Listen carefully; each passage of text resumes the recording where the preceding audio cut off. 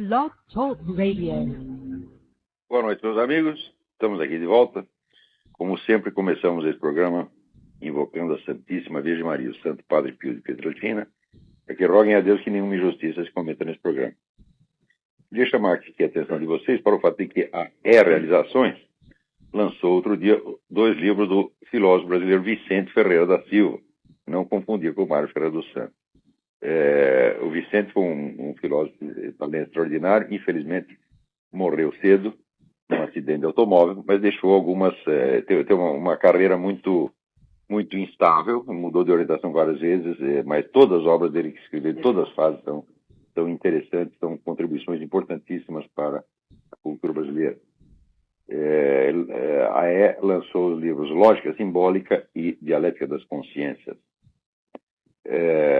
Também queria avisar vocês que o padre Paulo Ricardo de Azevedo, que vocês tiveram a chance de ouvir nos programas atrás, está distribuindo o livro dele, Vaticano II, Ruptura ou Continuidade. É um livro acompanhado de DVD, que está à venda no site www.ecclesiae.com.br. Ecclesiae se escreve assim, ECCLESIAE.com.br.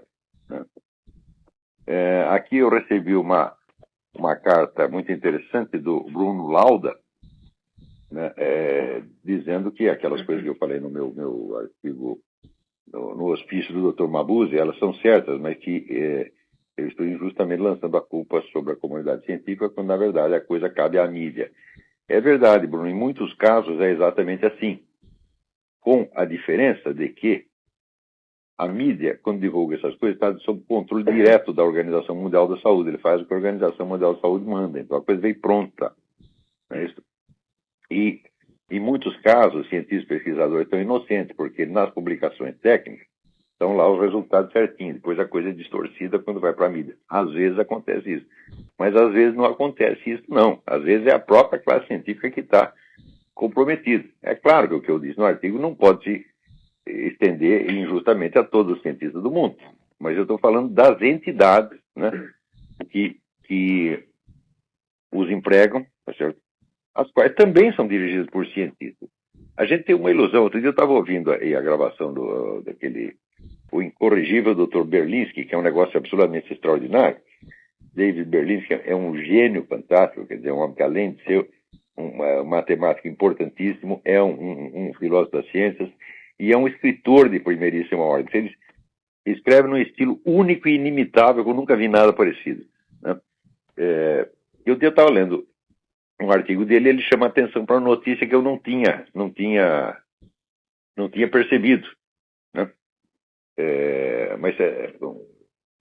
E também, antes disso, ele diz o seguinte, ele diz, olha, vocês têm a ilusão de que a ciência é uma espécie de um domínio separado da sociedade humana, onde vigora, né, a autocrítica, a autocorreção permanente. Isso é uma coisa totalmente idealizada. Isso, de fato, não acontece.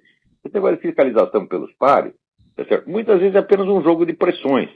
E ele diz o seguinte, olha, vocês imaginam que um cientista, ele ama tanto a verdade que ele está louco para ser corrigido quando ele erra. Os cientistas, como todo mundo, detestam críticas. Pô. E a gente vê, às vezes, a violência com que reage, né?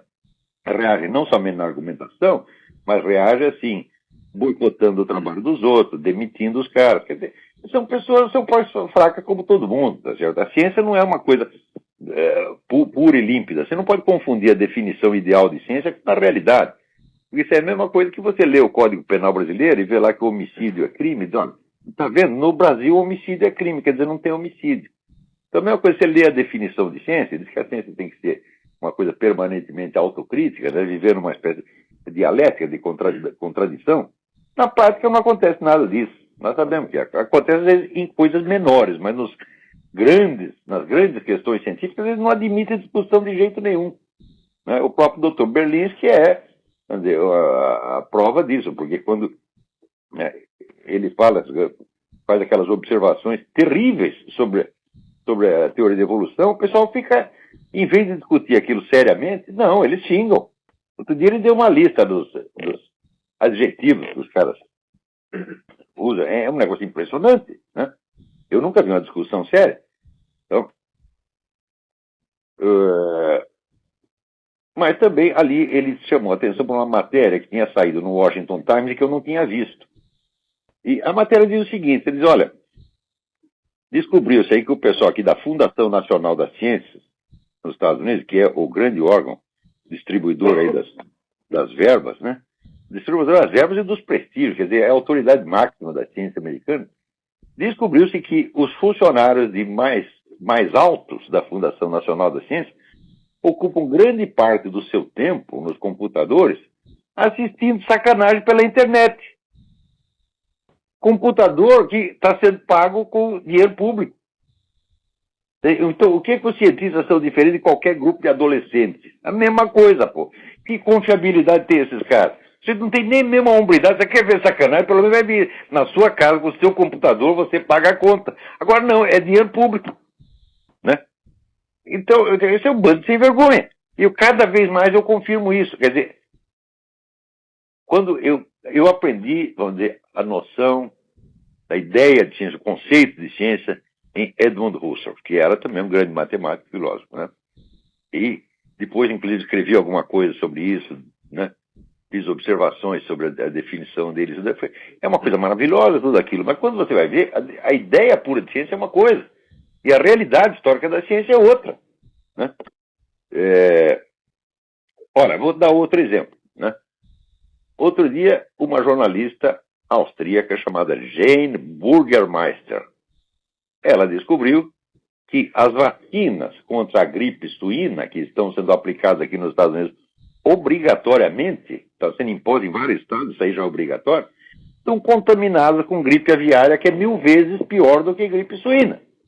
A mulher descobriu isso, ela foi nas universidades, foi nas instituições médicas, ninguém queria ouvir, ninguém nem ouvir, todo mundo fugiu. Foi no Ministério da Saúde da outra, ninguém quis ouvir, né? Veio aqui falar com autoridades americanas, mas ninguém quis ouvir. Sabe o que ela fez? Ela dizia, não querem me ouvir? Tá bem, então eu mesmo vou agir. Ela está pessoalmente processando a Organização Mundial da Saúde, está processando os Rockefeller, está processando os Rothschild, que é os donos da indústria farmacêutica, está processando o Obama, ela está processando o mundo. É uma moça cristã católica, né? E você, olha, cara, você olha, dê uma olhada no site www.theflucase, THE, Flu, FLU, Case, CASE, tudo junto, theflucase.com. Dê uma olhada lá. É um negócio absolutamente abismante. E daí você vê a entrevista dela, você olha assim, aquela carinha dela, cara, é pessoa simples. Você fala, essa moça nunca vai desistir. Você vê o olhar dela, é uma coisa assim, tão tranquila, tão firme.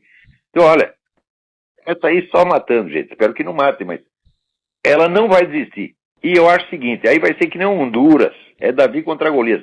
Ela vai ganhar essa parada. Ela, assim como Honduras dobrou o mundo, né, fez todo mundo passar vergonha, todo mundo pagar mico, OEA, Obama, ONU, a grande mídia inteira.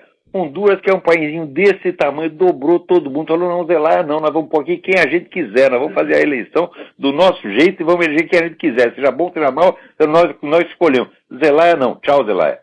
Agora o Brasil precisa decidir o que faz com aquele sujeito, né? Se leva logo. Eu sugiro, né, que leva ele logo pro Brasil, dá uma escola de samba para ele dirigir, pô, tipo, lá, Unidos da puta que eu pariu. Pronto, dá lá pro Zelaya, né? Agora, esses dias também falando aí, né, em Brasil, saiu hoje esse artigo do César Benjamin, muito importante esse artigo, que chama Por que Agora? Note bem, eu não acho que o César Benjamin seja lá uma grande coisa, entendeu? Eu acho que essa história do estupro que aparentemente o Lula tentou cometer num companheiro de cela nos anos 70, do qual ele se gabou em 94, numa conversa com o César Benjamin, Silvio Tendler, que é um homem que não vale o que peida, entendeu? Depois eu conto uma história do Silvio Tendler para vocês saberem quem é. Estava lá Silvio Tendler, mas não sei quem, o Lula então se gabando de que é um negócio incrível. Ele disse, eu não aguentaria ficar muito tempo na cadeia porque eu não aguento ficar sem buceta, né? Agora, ele ficou apenas 30 dias na cadeia. Você acha que 30 dias dá assim, vamos dizer, os espermatozoides do cara subir para a cabeça, ao ponto dele não conseguir mais distinguir o órgão sexual feminino do conduto anal masculino? Você, se disser que ele ficou 10 anos na cadeia, ele estava louco. Ele não podia ver buraco fechador, ele ficava louco. Então estava comendo qualquer coisa. Estava comendo os guardas da prisão, comendo gato, cachorro. Tá entendendo? Mas, espera aí, 30 dias, minha gente? Né? Quer dizer, no mínimo isso é uma confusão de que, são retardados mental, são psicopatas, né? Bom, daí hoje saiu esse artigo imagina que a esquerda toda caiu de pau no César Benjamin, né? Todos tentando, não, quais são os verdadeiros motivos, tentando sondar motivos sórdidos dele ter denunciado essa coisa. Olha, eu, da minha parte, perguntei o seguinte, se ele ouviu essa conversa em 93, o Lula, depois disso, foi candidato em 3 eleições e ganhou 2. Por que não falou antes? Né? Quer dizer, o César Benjamin é muito culpado, porque se ele tivesse divulgado isto em tempo, Lula jamais teria sido eleito em 2002, 2006, mas nunca. Né? Quem é que vai votar no sujeito suspeito de estupro? E não é só, estupro é uma coisa de onda isso agora. Estupro de um companheiro de cela, quer dizer, o sujeito está desgastado, está na cadeia e o outro vai enrabá-lo, mas é de uma desumanidade medonha. E daí eles dizem, mas foi piada. Eu digo, como piada? Como se faz piada como é que você faz piada da desgraça de um seu companheiro de prisão, meu Deus do céu? Quer dizer, se o Lula não fez isso, ele não tentou estuprar o cara, e se ele simplesmente inventou isso para se gabar, ele é que nem o Olívio Dutra que se gabava de ser campeão de punheta, não aos 12 anos, que a gente compreende, mas aos 20, tá certo? Então, assim como tinha o governador petista punheteiro, tinha lá, agora tem o presidente, né, estuprador, ou pelo menos o presidente que se gaba de ser estuprador sem selo. O que a coisa é uma coisa tão grave quanto a outra. Porque no primeiro caso ele é um criminoso, cometeu um crime hediondo e tem que ir para a cadeia. No segundo ele cometeu a mais monstruosa falta de decoro da história das candidaturas presidenciais do país, porque ele falou isso quando era candidato. E daí, quanta gente não perdeu o mandato por falta de decoro? Vai falar de decoro com o Lula, esse jeito indecente, nojento, fica lá sentado coçando o pé na frente da televisão, coçando o saco, tá entendendo? Arrotando de bêbado. Porra, vai falar de decoro com um sujeito desse? O Lula é um sujeito fisicamente repugnante, vocês não perceberam ainda, porra? E que gosta de ser assim, né? Não adianta ir no cabeleireiro, vestir o terno Armani. O cara é repugnante porque é a mente dele que é suja. E por essa piadinha que ele fez de enrabar o outro na prisão, você já vê que tipo de gente que é. Imagine, olha, eu sempre assim, eu gosto de me botar, tem coisas, onde está o limite do psicológico e do psicopatológico, minha gente? É o seguinte, psicológico é quando você consegue se colocar na mente do sujeito e saber por que ele agiu assim. Por exemplo, o sujeito estava lá de noite na casa do vizinho, o vizinho não estava, a mulher do vizinho gostosinha apareceu lá com o negligê e tal, ele pumba, catapimba, fez o que não devia. Não se deve fazer, mas é compreensível que tenha feito. Eu consigo me imaginar na posição dele. Né? O sujeito está lá, é contador de uma grande firma, ele vê que tem um jeito, ele está cheio de dívida, todo atrapalhado, com o filho no hospital, então ele vê um jeito, olha, tem aqui um jeito de você maquiar a contabilidade, embolsar um montão de dinheiro, resolver o seu problema, ninguém vai perceber. Eu não faria, mas eu consigo me imaginar nessa situação. Agora, eu não consigo me imaginar, por exemplo, estuprando um companheiro de cela, né? Confundindo, gente, buceta com cu, depois de apenas um mês de privação sexual. Eu não consigo por mais que, eu tentei, falei, deixa eu imaginar, pode ser, a gente dizer, sabe, dever de compaixão consiste em você tem que se pôr na posição do próximo e tentar imaginar. Eu não consigo. Então significa que isso aí já saiu do limite do psicológico, entrou no psicopatológico. Daí eu tento me imaginar na segunda hipótese, quer dizer, eu não estuprei ninguém, mas eu vou inventar essa história. Se eu posso fazer uma piada disso com um amigo que esteja presente, mas com um sujeito que, coitado, eu não via há 30 anos e que estava lá sofrendo na cadeia comigo, Não consigo imaginar uma coisa dessa. Não consigo me imaginar fazendo uma piada desse... Piada. Isso é um deboche. Não é piada, né? Então, agora, o César Benjamin, ele diz por que ele falou agora. Ele não explica por que ele não falou antes, que, aliás, é o inexplicável. Mas os motivos que ele tem para falar agora, ele diz o seguinte, esse filme aí, Lula, o filho do Brasil, tá certo? Quer dizer, isso aí está sendo pago, gente, com dinheiro do imposto sindical. Isso já é campanha eleitoral, financiada com dinheiro público, paga com dinheiro público. Isso já é causa para impeachment, mas aí é o que o próprio César Benjamin fala. Esse pessoal já diz, olha, a generalização do fisiologismo demoliu o Congresso Nacional, não existem mais partidos. É verdade. Não tem mais partido, agora é tudo uma questão de verbo, uma questão de propina, isso decide tudo. Não há mais oposição nenhuma no Brasil. Você dizer que o PSDB é oposição, você está brincando comigo? O próprio FHC já declarou, olha, não há divergência ideológica ou nem mesmo estratégica entre nós e o PT, apenas uma disputa de cargos. Ué, disputa de cargos existe até dentro do mesmo partido. Não precisa de dois partidos para fazer disputa de cargo, é? Então, quer dizer, é claro que tudo isso aí virou uma putaria. Né? E enquanto isso, a violência vai crescendo, a desonestidade vai crescendo, vai ficar morrendo 50 mil brasileiros por ano, ninguém fala nada, né? E de vez em quando eu vejo até milicos reclamam que o soldo deles está baixo. Eu digo, mas meu filho, você quer aumentar o seu soldo? Cumpra o seu dever. As Forças Armadas têm o dever estrito de interromper isso aí. Essa promiscuidade, vamos dizer, da presidência da República e do partido governante passado, vocês sabem disso há muitos anos, não fazem nada. Vai dizer que o STF vai fazer? Você está brincando? Quer dizer, olha, o STF já outro dia mandou caçar o mandado do sujeito, o Congresso não caça. Quer dizer, não tem autoridade nenhuma mais.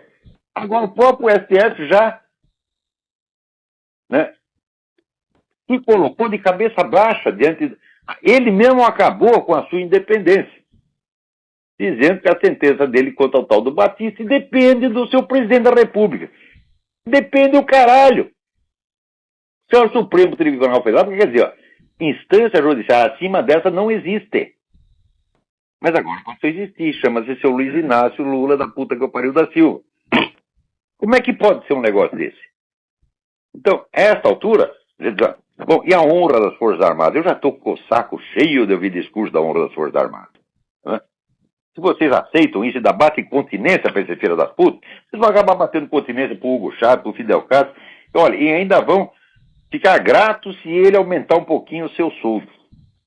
Quer dizer que, olha, claro que tem gente boa nas Forças Armadas, como tem gente boa em toda parte. Eu mesmo conheci vários. Mas o sonho da maioria é aposentadoria. Aliás, todo brasileiro chega para um garoto de 3 anos, o que você quer ser quando crescer? Aposentado. Né? Tá ruim. Agora está aqui, veja aqui. Saiu na imprensa britânica, vocês podem ler num site chamado www.sphere, sphere.com. Né? No leste da África, os albinos são tradicionalmente jogados no lixo quando nascem, porque o pai e a mãe acham que a pele branca deles é uma maldição. Então joga o garoto tá lá no lixo, dá para o porco comer, etc, etc. E ultimamente surgiu uma moda mais maravilhosa ainda. Eles pegam o albino, matam e dá para os feiticeiros usar pedaço do corpo do sujeito para fazer macumba. Isso aqui, esse negócio virou endêmico lá. O pessoal da Cruz Vermelha está percorrendo lá tudo e escondendo tudo quanto é menino albino para os caras não matarem. E depois essa mesma gente vem com a história, nós somos perseguidos, vocês são racistas, nós queremos cota. Cota é a puta que eu pariu, vocês são um bando de filha da puta. O que é isso, minha gente? Né? Quer dizer, é uma coisa de louca. Diz que aqui na Tanzânia tem 8 mil meninos albinos lá correndo risco de morte iminente. Né? O pessoal da Cruz Vermelha conseguiu lá, às pressas, recolher 300 que estão lá no abrigo, antes que os caras peguem e matem. Né? E racista sou eu. Ah, vai pra puta que te pariu! Né? Outra coisa, quando esse pessoal começa a pensar... Peraí, tem alguém na linha. Alô? Alô, quem é? Heitor, e eu estou em Nova York. Tudo bom com o senhor? Não ouvi o seu nome. Heitor. Heitor, tudo bem, Heitor? Sim. Senhor Olavo, eu estou ligando, eu sei que o senhor não vai gostar, mas eu gostaria de fazer um desafio ao senhor. Vamos lá. Bom, todos os fatos relevantes à política, ao cenário de política nos Estados Unidos, eu moro aqui tem muito tempo, e só me desculpe, mas tem muitas inconsistências. E eu gostaria de saber se o senhor aceitaria um debate um dia onde o senhor apresenta os fatos e eu apresento o argumento. Ué, mas o debate a respeito do quê? Debate Por exemplo, do tema. Sim, eu já falo tudo. O nascimento do Obama, todos os fatos do senhor estão incorretos. Não, todos os seus fatos estão incorretos, moleque. Vamos, tá bom, então manda. Vamos fazer um debate, então vamos fazer um debate por escrito. Você manda os documentos, eu mando os meus. Então, o meu site está aberto para você. Pelo senhor? Meu site está aberto para você. Sim, senhor Olavo. Eu agradeço ao senhor por isso. Eu gostaria de saber o que o senhor aceita como documento. Quais são as fontes aceitáveis nesse debate? Fontes primárias. Eu pego, por exemplo, o certificado de alistamento militar do Obama, né? E tem lá, assinado em 1988, num documento impresso em 2008. Então vamos fazer isso, vamos pegar isso, notícias, sites de notícias que eu também aceito sobre isso? A notícia, você sabe que é uma fonte indireta. Fonte direta são os documentos primários. A própria, por exemplo, você pega aquela merda daquela certidão resumida que o Obama publicou, se você conseguir me mostrar uma assinatura naquele papel, eu concordo com você. Não tem uma porra de uma assinatura. O meu filho tem uma idêntica, ele nasceu aqui, senhor Olavo. Ué, seu filho não tem uma certidão original? Formato inteiro? Não, esse formato eletrônico é o único formato emitido pelo Estado da Bahia. A certidão resumida é um resumo da certidão original. Se não tem a certidão original, também não tem a resumida, a não ser que você comprou a certidão. Não, ninguém comprou. Assim como a senhora também falou sobre a avó dele da Quênia. Se te deram a certidão resumida, é porque tem uma original arquivada. Você não pode pegar um traslado. Aquela certidão é um traslado. A certidão que o Obama publicou, resumida, não, é um traslado eletrônico. Não certificate, é um resumo, um traslado da certidão original. Se tem aquela, porque tem original. Agora, por que o Obama não quer mostrar a certidão originária dele?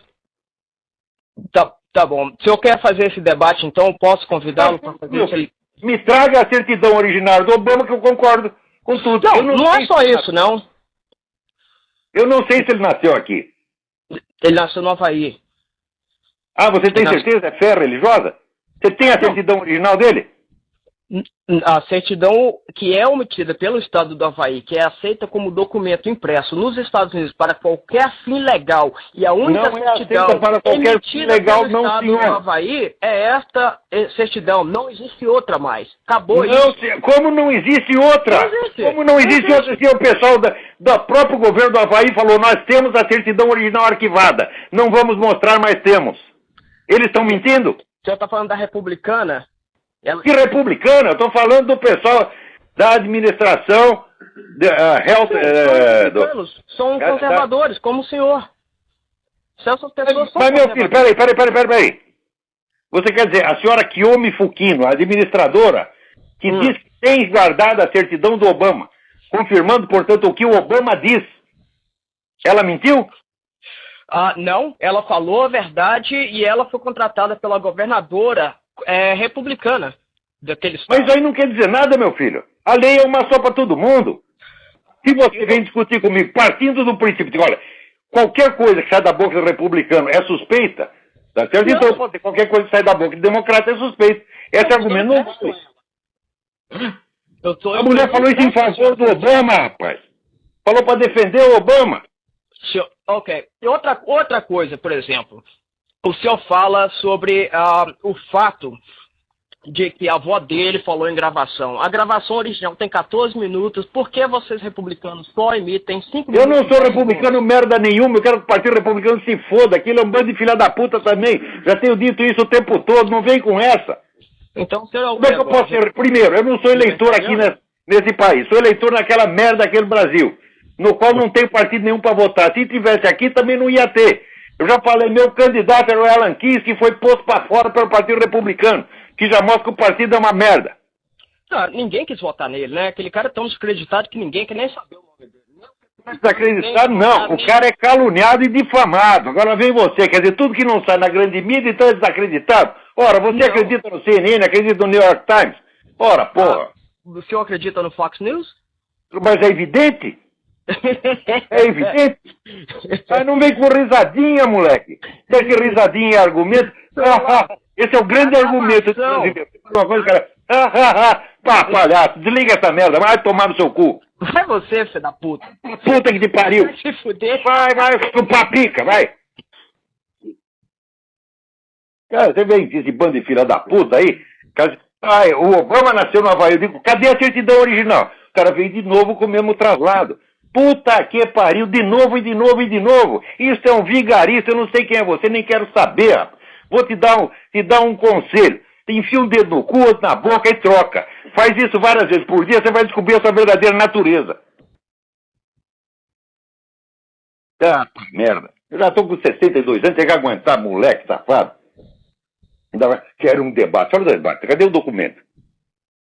Traz de novo o mesmo traslado. Digo, um traslado não é um documento primário. Puta que pariu, quantas vezes eu vou ter que discutir? Daí, digo, bom, dizer, mas esse é o único documento que diz. Mas peraí, mas o Obama disse que ele tem uma certidão original que está arquivada. E a encarregada do serviço confirma o cara. Ele diz, mas ela é republicana. Eu digo, quer dizer, se o republicano fala uma coisa para defender o Obama, então é a mesma coisa que se não tivesse falado. Ora, porra, o que é isso? Os caras nem sabem o que é um debate, meu Deus do céu. Isso é primário. Você vê um brasileiro fica aqui, vivendo de dinheiro americano, tá entendendo?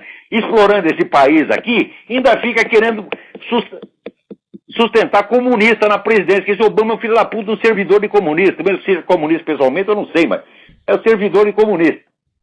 Quer dizer, o cara vem aqui para fuder com o país. Vai lá, pelo menos fode com o seu próprio país, vai fuder com o Brasil. Olha, eu tô aqui, meu filho, mas eu não recebo um tostão de americano, não trabalho em filme americano. Tá? Eu vivo do meu curso, que é pago por alunos brasileiros, e vivo do Diário do Comércio, onde eu recebo meu salário honestamente todo mês. Todo meu dinheiro vem do Brasil. Não devo nada para ninguém aqui, posso mandar qualquer um tomar no cu. Agora, brasileiro que vem aqui, chega aqui, já inventa um jeito de se inscrever no Social Security, de pegar uma bolsa e não sei o que, explorar dinheiro americano e falar mal do imperialismo americano. Mas que gente de merda, porra. Tá aqui, falando do Obama. Obama está aí, saiu no jornal da Rússia. Não foi divulgado aqui. De que o Obama ordenou 1 milhão de soldados americanos que se preparem para a eventualidade de uma guerra civil. Você sabe o que é isso? A guerra civil é o seguinte, você pega o pessoal que está protestando contra o Obama, já houve uma tentativa de classificar como terrorista o pessoal que faz passeata contra o Obama e o pessoal que faz propaganda contra o aborto, eles vão ser classificados como terroristas. Ao mesmo tempo em que os verdadeiros terroristas que mataram americanos, o Obama tira da prisão militar para botar na prisão civil e fazer ser julgado por um tribunal civil. Bom, acontece o seguinte, acontece que no tribunal civil a acusação será obrigada, então, a expor publicamente um monte de documentos secretos colocando em perigo toda a operação militar americana. Ou então vai fazer uma acusação pela metade, de mãos amarradas, para não revelar o segredo, e os terroristas vão ser postos na rua. Para quê? Para soltar mais bomba. Já até aconteceu, já saiu um, já voltou a matar americano. Que é isso mesmo que o Obama quer, gente. Pois é uma coisa tão óbvia, né?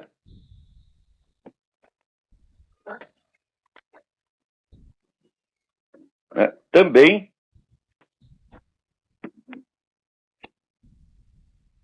você vê aqui os Estados Unidos, que tem o dobro da população brasileira e tem 100 vezes mais, e 100, 1000 vezes mais armas espalhadas pela população aqui no Brasil, quando no Brasil é praticamente impossível você ter um revólver aqui, Estado da Virgínia está todinho armado. Aqui acontece 10 mil homicídios por ano. No Brasil, com toda a proibição de armas, né? Acontece 50 mil. Metade da população e 1000 vezes menos armas. E os caras vêm dizer que armas para a população causam crimes. Eu digo, puta que pariu. Se causasse, o Brasil não estaria essa merda que está. Eu ontem estou fazendo tudo para tirar todas as armas da população, tá certo? E deixar os caras inermes diante de qualquer agressão externa ou interna que venham sofrer.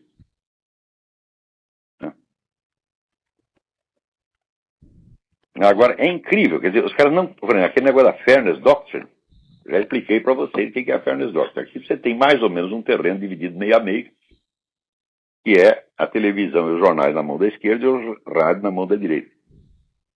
Se vier a Fairness Doctrine, onde cada um é obrigado, quando ele dá a sua opinião, ele botar também a opinião contrária, metade do tempo do rádio será devolvido à esquerda. Então você terá 75% contra 25%.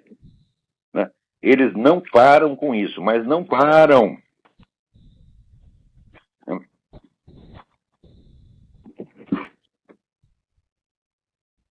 Agora, aqui tem até umas notícias da semana passada que eu gostaria de...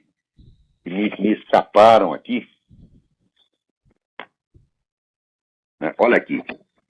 O Obama colocou na corte de apelação aqui um sujeito, um juiz, David Hamilton, que é membro ativista da Acorn.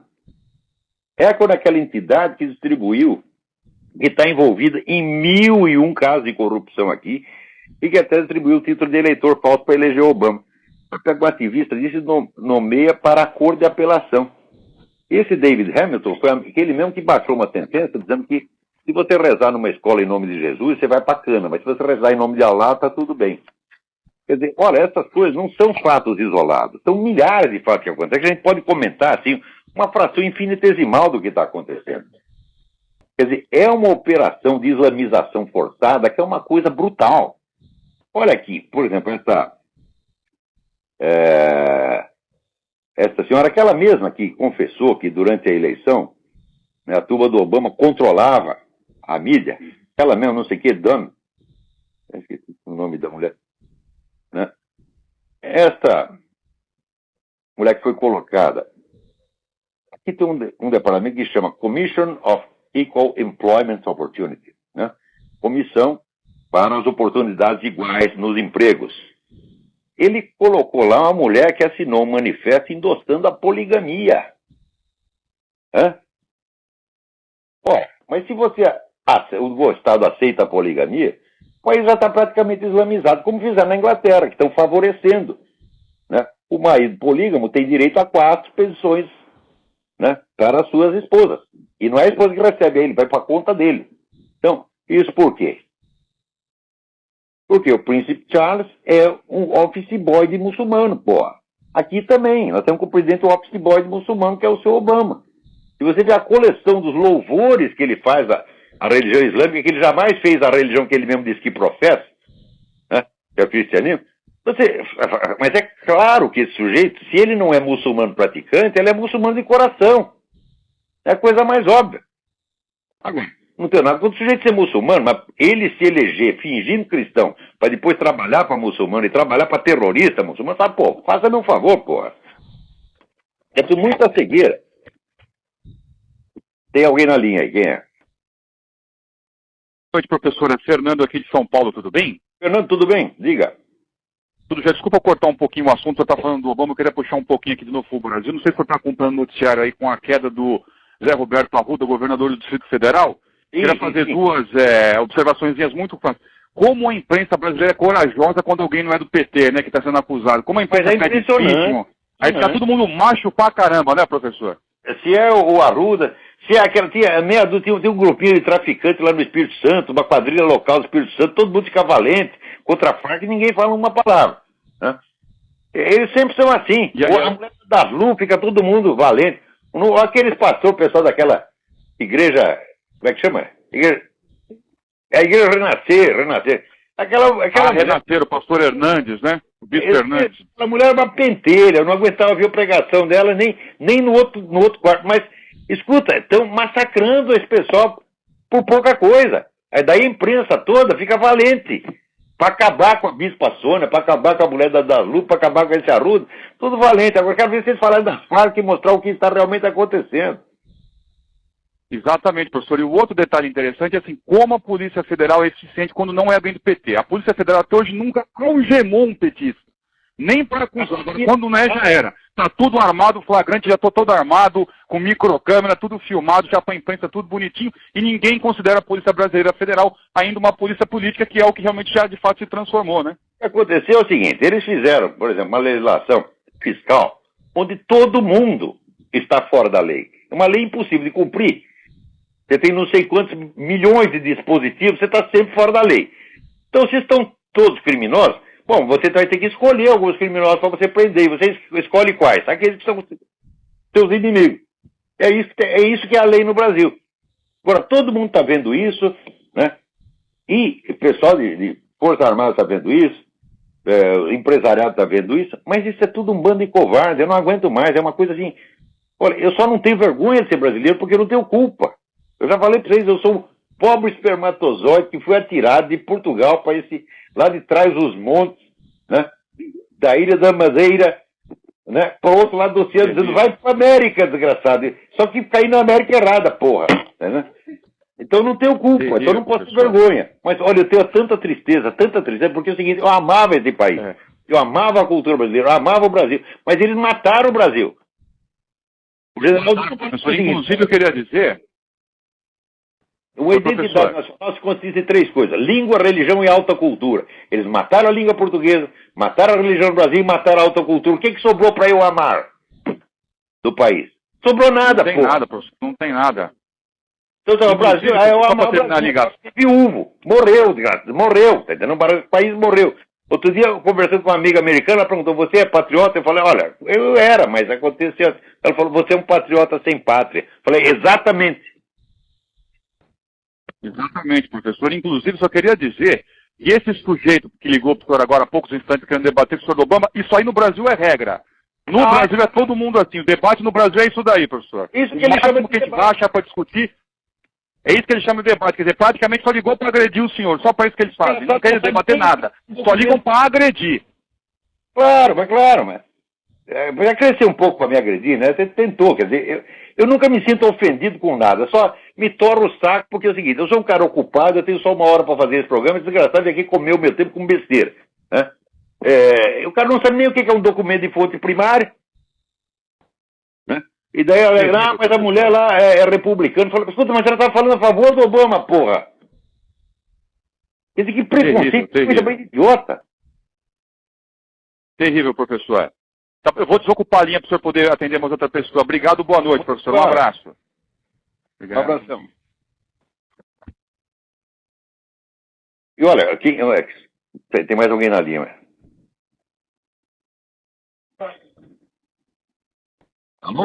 Alô? Sim. Professor? Eu. Boa noite, é Gabriel de São Paulo. Gabriel, tudo bem? Tudo bem, professor? Como vai? Tudo tranquilo? Sim. Professor, o senhor citou 2 coisas hoje no seu programa que eu gostaria de apenas fazer uma pergunta ao senhor. A primeira é que o senhor, no começo do programa, se referiu à questão de racial, como um geral, inclusive a respeito dos albinos que são mortos, né, se não me engano, no leste da África. E agora há pouco o senhor também falou a respeito qual a formação de uma nação. Deixa eu lhe fazer uma mera pergunta. O senhor não considera como sendo a etnia, né, vamos colocar num termo mais claro, a raça como sendo um fator também predominante da formação de uma nação? Não dá, porque a raça, olha, de acordo com o que a gente conhece em genética, a mistura de raça é muito mais profunda do que você pensa. Não, sim, mas Europa, isso aí já estava... É difícil você encontrar um sujeito que não tem algum traço genético negro. Claro, com certeza. Não, quem sou eu para falar de raça? Você vê, aconteceu que a família da minha avó, né? A minha avó se perdeu da família e foi educada com uma família no interior de São Paulo. O sobrenome dela era Schneider. Sim. Até eu não sabe, Schneider tem Schneider alemão, Schneider judeu. Eu não sei se eu sou descendente de alemão ou de judeu. Como é que eu vou falar de raça? Eu não sei nem quem eu sou. No Brasil, né? Qual é a sua raça? Não dá para saber, porra. Mas isso é até um fator assim também que foi muito criticado na época do nacionalsocialismo alemão, que na verdade eu acho que não existe um ariano na Europa há mais de 15 mil anos, né? Pois é. Pois é, tudo, a raça é um negócio hoje em dia mais mitológico do que outra coisa. Mas, agora, por exemplo, a questão racial que eu digo... Porque ela te pega desde pequenininho, molda a tua mentalidade, e você pertence àquela cultura. Você vê qual é o maior poeta russo, glória da literatura russa? Pushkin. Pushkin era preto! Esse é o grande escritor russo, é preto. Mas... Então, é que ele nem sabia que era preto, porque ele estava tão identificado com a nação russa, né? Ele é como se fosse, digamos, o Gonçalves Dias da Rússia, tá entendendo? Castro Alves da Rússia. Mas vamos colocar, por exemplo, um exemplo clássico, assim, por exemplo... Thomas Mann, grande escritor alemão, era neto de preto. Não, sim. Mas se a gente fosse colocar de uma maneira o seguinte, vamos pegar, por exemplo, a região, o clássico, o sul do país, né? Você tem uma colonização diferente, você tem uma cultura diferente, né? Não diria diferente. Não digo baseado em raça. Seria para pegar o sentido de raça e colocar um sentido lato, assim, de raça, né? Seria para colocar um sentido de raça, o quê? Incluindo a cultura dos colonizadores, por exemplo. Claro, você sabe que esse pessoal que veio da Europa, da Alemanha, italiano, esses caras têm uma capacidade de organização econômica, e japonês, de organização econômica formidável. Sim. Isso faz parte da cultura deles. A parte que da nossa cultura sempre fez. Vamos dizer, o governo é que tem que organizar tudo, organiza a roubalheira, e os outros não fazem nada. Né? Então, é claro que eles levaram vantagem. Então, você chega no sul do país, você vê cidades mais limpas, um ambiente mais produtivo. Claro, isso foi um aporte que eles trouxeram. Agora, o que a gente tem que fazer é que aprender com os caras, né? Mas aí que tá, professor. Aí que eu acho que eu rodei demais para chegar no ponto onde eu queria chegar. Seria mais ou menos assim. Bom, eu sou descendente de alemães e italianos, certo? E hoje no Brasil eu me sinto assim como um lixo, sabe? Eu me sinto como um lixo, sabe? Como se meus antepassados não tivessem feito nada por essa terra. Mas é claro. Mas aí que tá. E tá em voga. Não, eu não sou racista de jeito nenhum, mas tá em voga o quê? Tanto o saco deles que a glória subiu pra cabeça. E eles estão achando que. Eles acreditam realmente que eles são vítimas inermes. É porque não conhecem a história, meu filho. Sim, porque exatamente. Eles, junto com os árabes, escravizaram gente na Europa desde o século VIII. Tem até um livro a respeito disso, se não me engano. Hoje em dia a coisa começa a ser estudada, já apareceram vários livros. Então, soma o volume de escravos que eles capturaram, é uma monstruosidade. Capturaram escravos dentro da África e na Europa. E depois fica, coitadinho, porque sofreu 3 anos de escravidão na América. Vamos dizer que não tem comparação, vamos dizer, com a brutalidade do que ele sofreu na própria África. Não tem comparação. Sim. Porque as tribos... Olha, você vai ser escravizado pela tribo, tal. Então o cara ia perguntar, não tem um jeito de eu ser vendido pro português, não?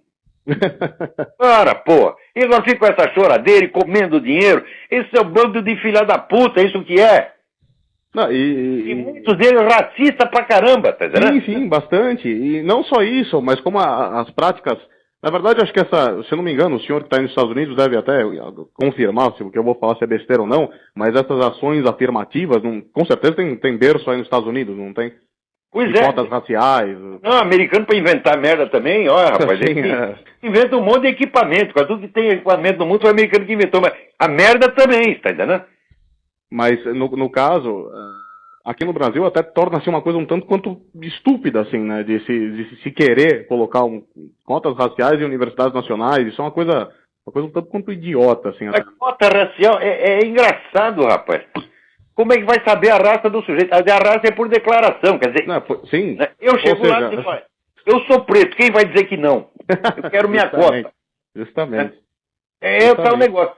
Minha primeira esposa era mulata, então eu tenho filho aí com cabelo pichain.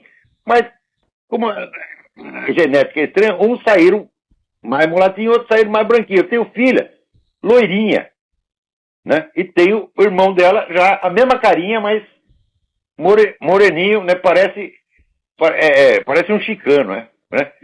Então ele chega lá e diz, eu sou preto, muito bem. Daí vem ela na fila atrás, eu também. É meu irmão, né? Isso, porra. Tá certo. Mas é que é um assunto aqui no Brasil que fica até um pouco difícil de conversar com as pessoas assim, porque... São mesmo, pô.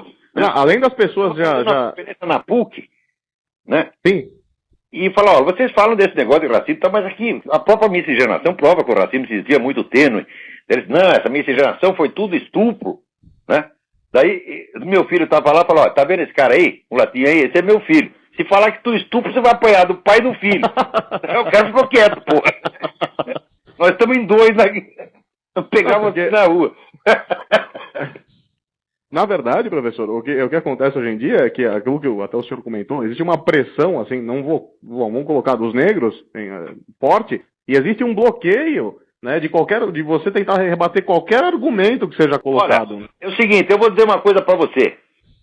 O maior orgulho, motivo de orgulho que a raça branca tem, é o seguinte, foi a raça branca, cristã, que inventou o movimento abolicionista. Nós que libertamos esses filhos das putas, eles nunca tiveram essa ideia. Eles sempre acharam que a escravidão é ótimo, desde que o escravo seja o outro. Fomos nós que paramos essa merda. A Inglaterra teve que fazer guerra para que países do Oriente parassem a escravidão, e tem um que não parou até hoje, o Sudão. Sudão é país de quê? De alemão? Tá cheio de ariano de olho azul, não? É tudo preto, e a escravidão ainda vigora lá, porra. Sim. Então esse é o nosso orgulho. Nós somos mais amigos desses caras do que eles são amigos deles mesmos, tá entendendo? E não merece um pontapé no meio do cu. Tá, joia, professor. Desculpa tomar o seu tempo aí e muito obrigado pelo tempo que o senhor cedeu aí para escutar o que eu... Obrigado você pela sua contribuição aí. Muito obrigado, professor. Uma boa... Mais outro. Pode falar. Alô, é Reginaldo de Petrópolis. Reginaldo, tudo bem? Tudo bom? Gostaria de perguntar qual política deveria ser adotada pelo mundo ocidental para promover uma mudança na tradição da cultura dos muçulmanos de não aceitarem coexistir pacificamente com os não muçulmanos. Olha, eu não sei o que nós devemos fazer para mudar o Islã, mas eu acho o seguinte, eu acho que o mundo ocidental deveria dar aos muçulmanos aqui os mesmos direitos que o muçulmano dá ao pessoal das outras religiões lá. Porque se você lá chega lá e fala, aqui, eu sou testemunho de Jeová, chega lá no Irã, testemunho de Jeová, ele vai dizer, você pode ser testemunho de Jeová na sua casa, bem quietinho. Se sair na rua e falar isso, você vai pra cadeia. Eu acho que aqui tinha que ser a mesma coisa. Olho por olho, dentro por dentro, o que é justo é justo. Eu não acho que o mundo ocidental deve interferir no mundo islâmico. Mas ele, dentro do seu próprio território, ele pode impedir essa situação injusta, esse favorecimento injusto que o muçulmano está tendo aqui. Certo, mas não existe nada que possa ser feito para a instauração de estados seculares no Islã? Eu, sinceramente, eu não acredito que isso era a ideia do George Bush. Eu acho que isso aí, você quer fazer isso? Muito bem, leva apenas 500 anos. Tá? Não vai dar. Por quê? O Islã, as pessoas não conhecem o Islã. Eu estudei Islã. Eu sou autor de um livro sobre a origem do Islã, um livro que recebeu um prêmio do governo da Arábia Saudita. Quer dizer, alguma coisa dessa merda eu entendo, pô. Então, eles mesmo vendo que não era um livro islâmico, deram o prêmio, disseram, não é um livro ortodoxo islâmico, nós não podemos aprovar todo o conteúdo, mas é o livro que ganhou, tá o melhor. Tá. Bom, muito bem. O Islã não é uma religião no sentido em que o cristianismo é uma religião.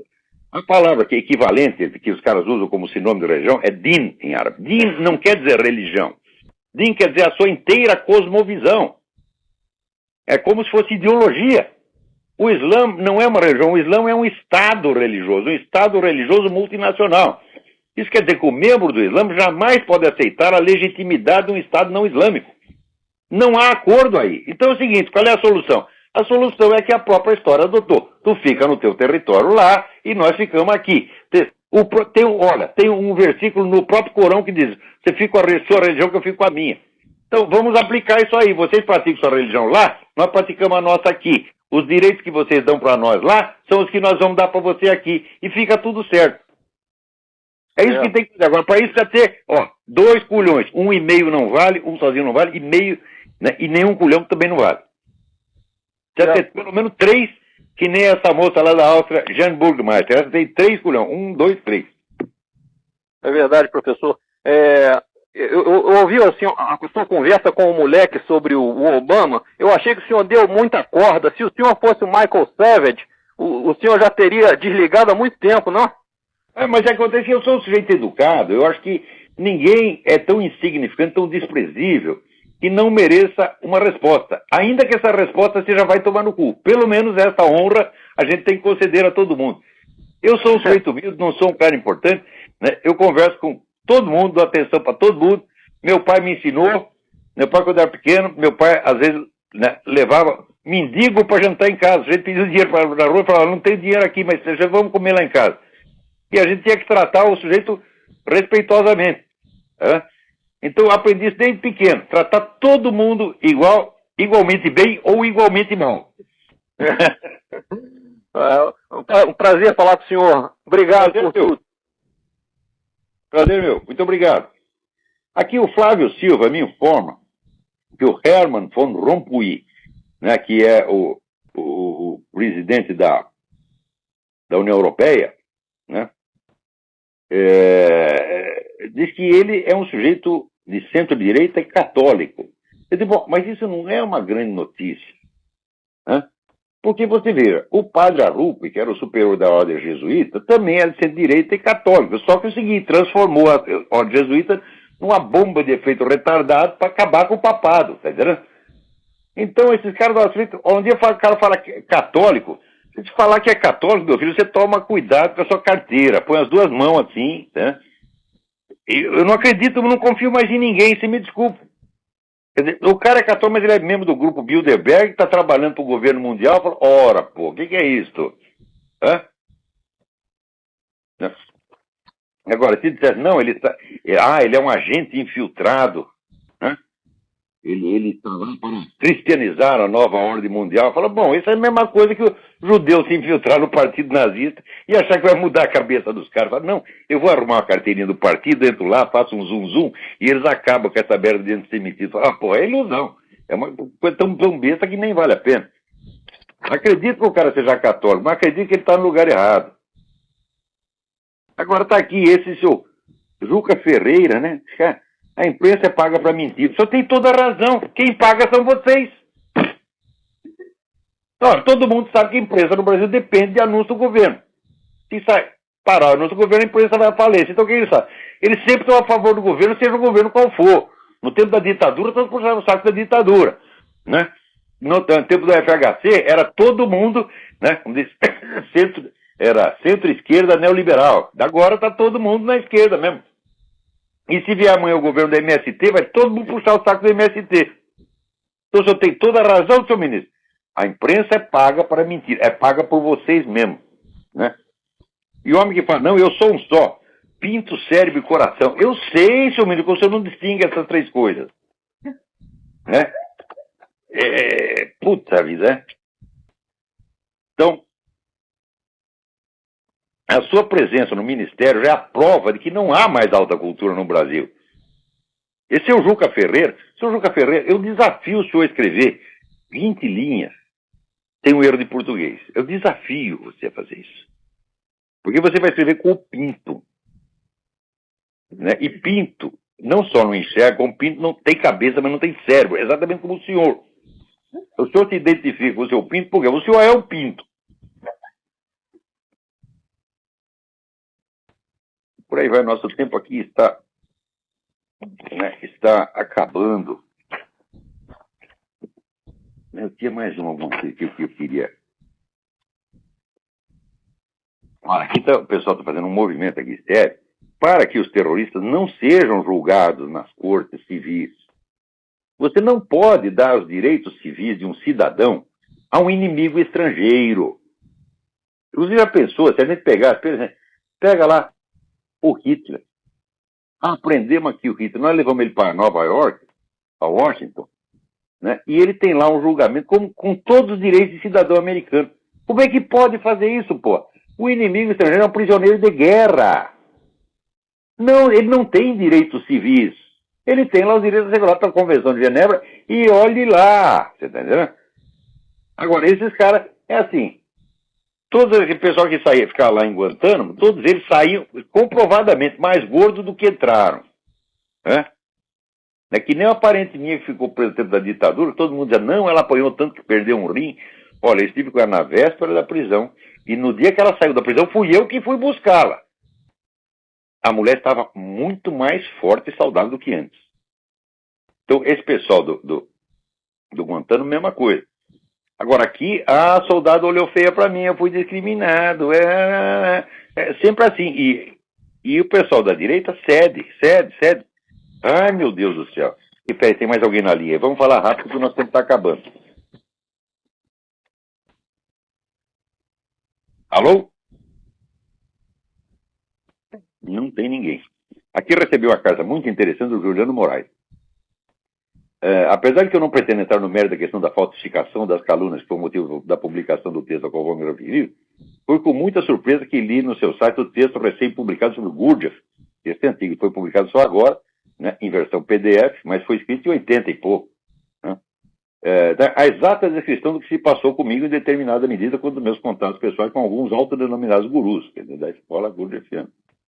Então, não dá para ler a carta inteira, mas ele está confirmando que eu faço uma análise estrutural, por assim dizer, das técnicas usadas por essa escola e por outras similares, né, para pegar o cérebro do sujeito e transformar em paçoca. Né? Eu acho, hoje leio aquilo e falo, mas esse negócio está muito escrito numa linguagem muito pedante. Né? Na época eu estava querendo mostrar serviço para o pessoal do Fritjof Fromm, mostrar, olha como eu entendo esse negócio. Então eu procurava escrever mais ou menos do jeito deles. Hoje eu acho aquilo repugnante, mas o conteúdo está certo. Então, agora eu quero avisar uma coisa para vocês. Eu recebi aqui uma mensagem gravada do nosso ouvinte Euclides de Oliveira, do interior de São Paulo. Então quero avisar, o Euclides deve estar nos ouvindo. Euclides, acredito que a mensagem que você nos enviou é autêntica. Ele disse que ele passou perigo de morte várias vezes e tal, e nessas ocasiões e em outras, Deus falou com ele. Eu pensei, você tá louco. Escuta, minha gente, Deus está falando com as pessoas faz milênios. Qual é a grande novidade? Deus falou com você. O espantoso não é que Deus fala, é que você consiga falar, pô. Pensa um pouco, né? Deus foi o primeiro que aprendeu a falar, você tá entendendo? Deus sabe falar muito antes de ele ter você para falar. Ele ficava só conversando com Jesus Cristo e o Espírito Santo e os anjos. Né? Isso durante 4 bilhões de anos, né?